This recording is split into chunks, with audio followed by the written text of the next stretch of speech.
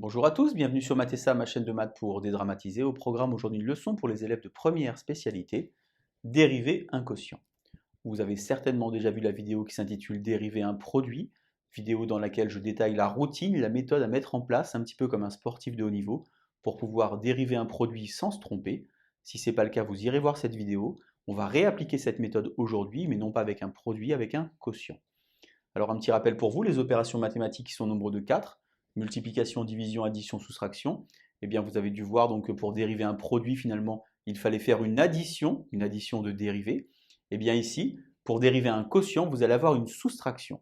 C'est la raison pour laquelle il faudra être très vigilant parce que vous imaginez bien que la soustraction a un ordre. Si vous faites 2 moins 3 ou 3 moins 2, eh bien vous n'allez pas obtenir le même résultat. Alors je vous écris donc déjà la formule de la dérivée de u sur v. Pour moi, tous les élèves savent que en bas, c'est v carré. Et donc, si vous commencez par v en bas, eh bien, vous allez aussi commencer par v en haut, en mettant en place donc, notre fameuse routine, notre fameux alpha, vu' moins uv', le tout sur v carré. Pour le produit, c'était vu' plus uv'. Eh bien, pour le quotient, c'est vu' moins uv' sur v carré. Peut-être que dans votre cours de maths, il est indiqué u'v et non pas vu'. C'est évidemment pareil puisque la multiplication est commutative. On va donc regarder sur un exemple, comme d'habitude, et puis après, sur la partie droite du tableau, 2 exercices pour vous permettre de vous entraîner. Alors, on regarde donc sur cet exemple, cette fonction s'appelle une fonction homographique. On va donc détailler qui est u, qui est v. Donc u, c'est 5x plus 3, et v, c'est 2x moins 8. Moi, je vous invite à présenter comme ceci, u de x, u' de x en dessous pour pouvoir dériver terme à terme, v de x, v' de x en dessous. Il y a parfois des élèves qui écrivent comme ça. Pour moi, ça, c'est une catastrophe. C'est une catastrophe pourquoi? Parce que d'abord, c'est u de x, puisqu'en fait, on parle de la fonction de la variable x. Et puis ensuite, le fait de l'écrire comme ça en colonne, eh bien, vos yeux vont passer d'une fonction à une autre et risquent un petit peu de s'embrouiller. Vous dérivez donc terme à terme. 5x plus 3, ça fait donc 5. 2x moins 8, ça fait 2. Une fois que j'ai fait ça, je sais qu'en bas, c'est v carré, donc je vais commencer par écrire le v en bas. J'ai donc 2x moins 8, le tout au carré. Je mets en place ma fameuse routine avec mon alpha, comme ceci, et c'est parti, v fois u' moins u fois v'. Lorsque vous dérivez une fonction homographique, c'est-à-dire un quotient de deux fonctions affines, au résultat, au numérateur, il n'y a jamais de x. Si vous obtenez des x, c'est naturellement que vous vous êtes trompé. Mais attention, si vous n'avez pas de x, ça ne veut pas forcément dire que vous avez le bon nombre. Donc je vais avoir au dénominateur 2x moins 8, le tout au carré.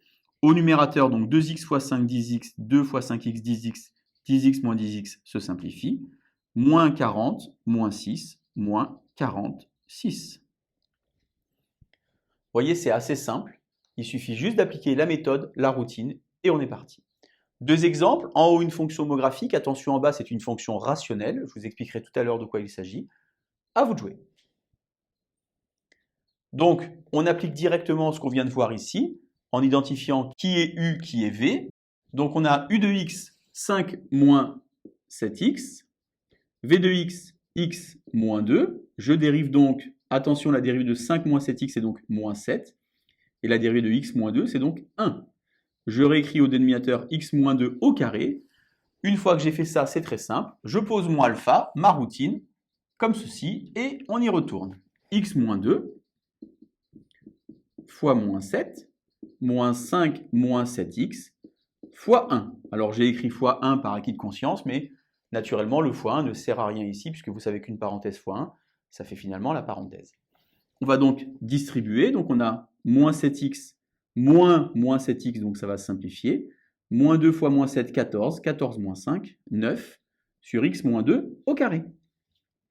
Alors une fonction rationnelle, c'est donc ce deuxième exemple. C'est un quotient de fonction polynôme. Cette fois-ci, vous allez voir qu'au numérateur, il va nous rester dx. Donc ce n'est pas tout à fait le même modèle que pour les fonctions homographiques. On a donc de nouveau la présentation. F est de la forme u sur v avec u de x égale u' de x égale v de x égale v' de x égale. On identifie 4x moins 3 pour le numérateur, x carré plus x plus 1 pour le dénominateur. Je dérive terme à terme, 4. v' 2x plus 1. Je réécris donc naturellement mon v au carré ici. Et, comme tout à l'heure, je mets en place mon alpha, ma routine. Donc je vais avoir x carré plus x plus 1. Si vous voulez, au lieu de mettre x4 derrière, vous pouvez très bien écrire 4 facteurs devant comme ceci, moins 4x moins 3, facteur de 2x plus 1.